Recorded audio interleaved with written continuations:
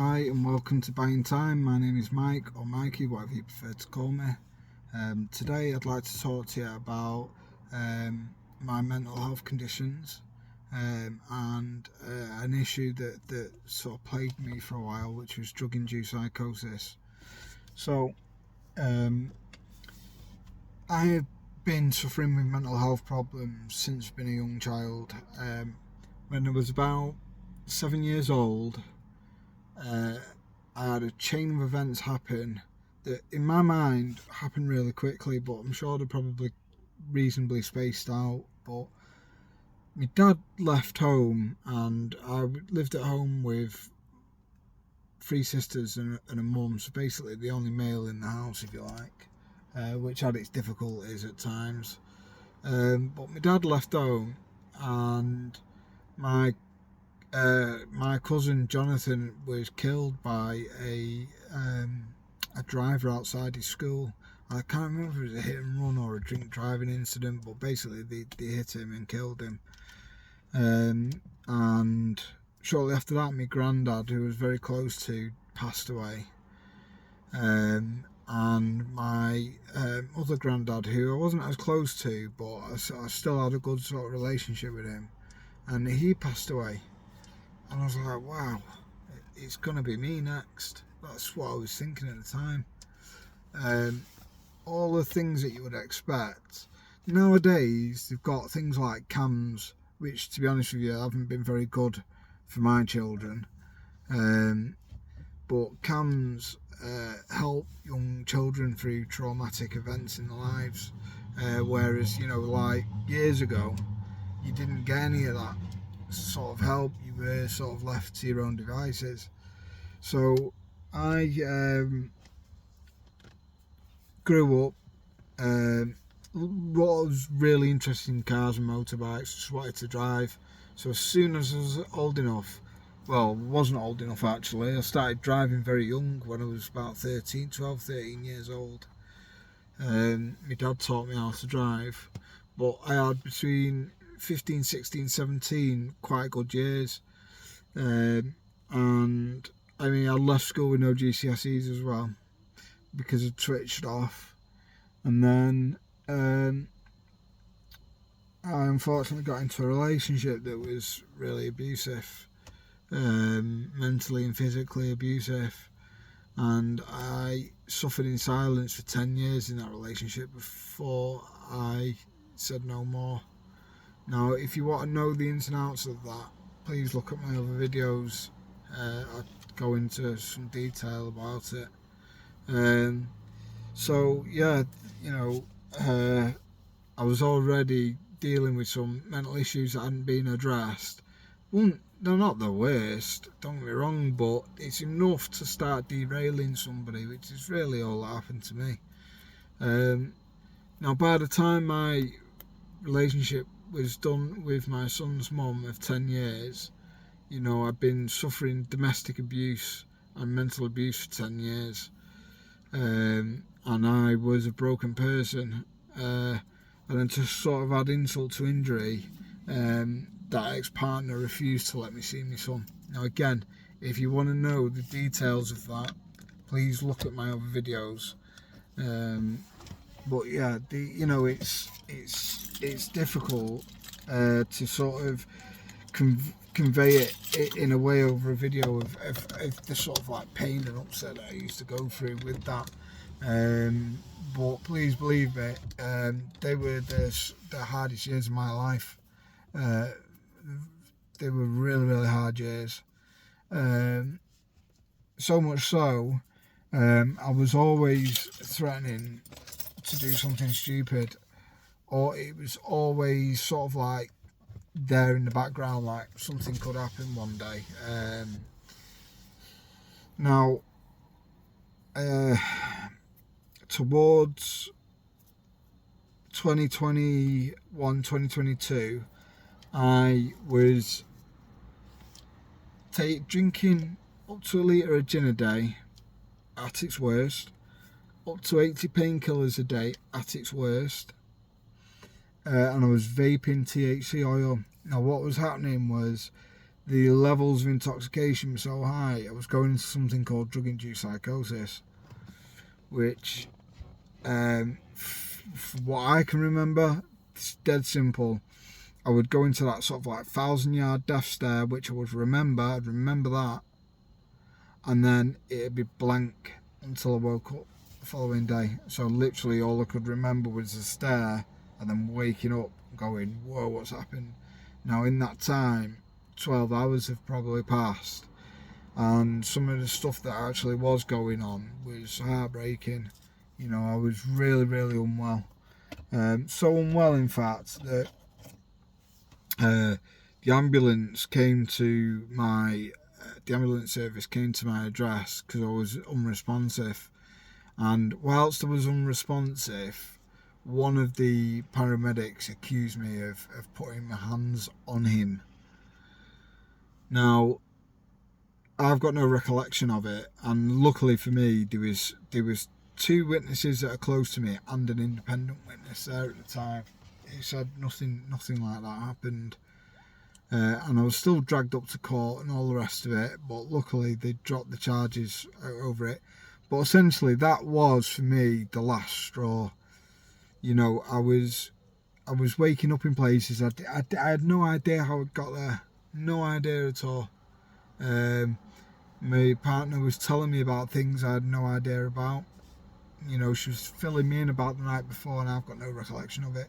I'm still sure that she thinks that I've just made that up, but I genuinely can't remember the incidences that went on. So yeah, this issue with drug-induced psychosis was happening.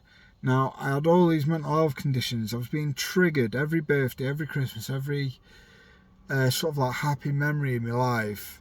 I was being triggered by, which was causing more use of these sort of substances, which would then make the situation worse. Drug-induced psychosis much worse. So in the end, I sort of turned myself into to achieve Greater Manchester. Now, please look in your area. You will have a drug and alcohol service. And if you've got this issue in your life, make contact with them, and your life will get better. You will get on the better side of it. And for me, you know, I was so sort of like embroiled in my sort of like addiction that nothing else really mattered at that point. You know, I've still no idea how I managed to pay for all of this alcohol and stuff, because I haven't got a penny to my name now. But somehow I managed to drink, but God knows how. I suppose as an alcoholic, you always find a way. So I then start attending sessions, so like NA or AA sort of meetings with Achieve. Now, the conditions are in Greater Manchester that you have to do 3 out of 6 sessions, and then they'll apply for your government funding for your rehab and your detox. So I attended all 6 sessions, and I was granted residential rehabilitation and detox, residential detox. Now, I told them that my day-to-day life was fine. I got up, I got my hair cut, I had the cars clean, the driveway's clean, the house was clean, I was clean. You know, that sort of element of life that you lose when you've completely gone. That was still there and was still functioning, but I've no idea how. The human body is an amazing thing, isn't it? So the way it works is you go into a drug and alcohol service. If you're addicted to substances, they have to take you off the substances before they can start tackling your mental health. So for me, I ended up doing a home detox on Librium from alcohol, and I was prescribed buprenorphine instead of like methadone, I suppose, for the opiate addiction, and the cannabis or the THC, if you like, I just dropped naturally. It wasn't. It was a great painkiller, but it just wasn't. It was expensive as well. That's the other thing, and I was just vaping as well. I don't smoke or anything like that. So yeah, so there you go. You have to come off those substances before they start looking at your mental health.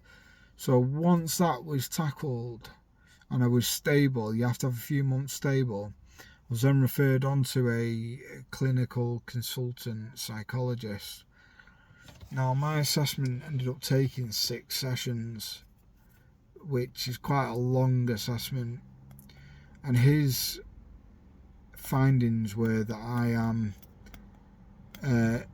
displaying behaviours in line with dissociative identity disorder, DID for short, and BPD, which is borderline personality disorder. Now I didn't really understand the BPD, but in my life I'm a very, very up and down person. You know, I can literally in the space of 1 hour go from a euphoric high to being depressed in bed, not wanting to be here anymore. That is how my sort of like behaviour is. It's very, very much like this. There's no sort of middle ground with it. So at that point I was, I'd been on the sort of all the SSRI medication, so citalopram, fluoxetine, sertraline, vortioxetine, venlafaxine, diazepam. Been on them all. None of them even made a slight dent in it. So then they referred me on to a psychiatrist, then a clinical consultant psychiatrist. And that psychiatrist ended up taking in another 6 hours to diagnose me. So 6 sessions, 3 of 2 hours sessions it was. And their sort of findings were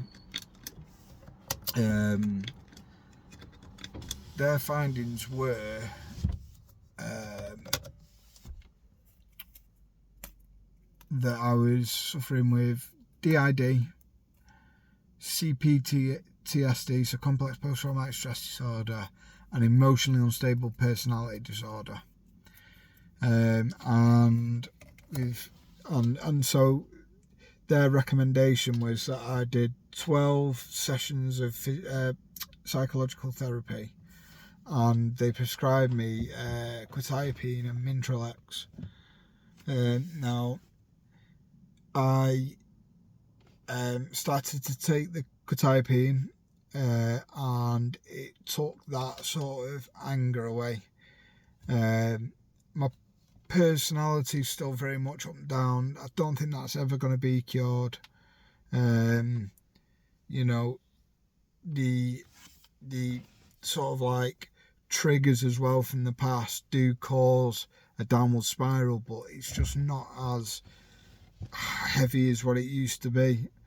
But I know as soon as I stop taking the medication, it'll just come back straight away. So it's very important that you when you prescribe this medication, that you give it time, you give it a chance. Now, I'm going to try and stitch on at the end of this video some clips of my drug-induced psychosis episodes. Now, it's viewer discretion advised. It's not pleasant. It's probably quite comical in areas, but this is how bad things can get. And if you're recognising these signs, then get in touch with a local drug and alcohol team and give yourself a chance in life to get this over and done with and move on and start doing better things for yourself. So look, I'm going to leave it there, and I'll add the video now. Hopefully when you see this now rolls onto the videos. Take care of yourselves, look after yourselves, get in touch if you want to get in touch. Like I say, my name's Mike or Mikey, whatever you want to call me. Look after yourselves. Take care. Bye bye.